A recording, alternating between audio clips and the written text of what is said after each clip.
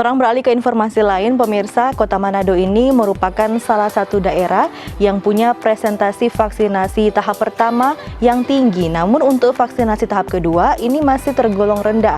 Untuk itu dari pemerintah mengimbau supaya masyarakat yang belum melaksanakan vaksinasi kedua ini untuk segera melakukan vaksinasi tahap kedua ini. Dan berikut kutipan wawancara dari Erwin Kontu, Kadis Kominfo Manado.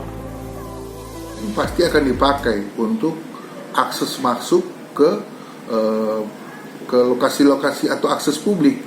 Jadi supaya tidak ditolak atau dilarang masuk ke lokasi-lokasi akses publik, dalam hal ini mal ataupun tempat-tempat publik lainnya, maka masyarakat segera melengkapi vaksin kedua agar ketika mendapatkan sertifikat vaksin sudah lengkap.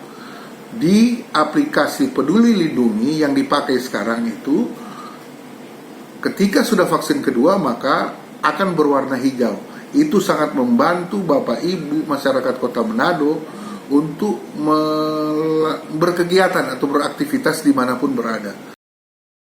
Nah, for warga yang belum melaksanakan vaksinasi kedua, diingatkan terus ini supaya boleh ikut vaksinasi tahap kedua, karena juga sebanyak sekali tempat-tempat yang ada di Manado ini yang disediakan untuk tahapan vaksinasi. Baik itu ada di pusat perbelanjaan, ada juga di tempat-tempat perkantoran dan lain-lain, dan tinggal mau pilih tempat yang mana, dan pastinya vaksin ini aman dan halal.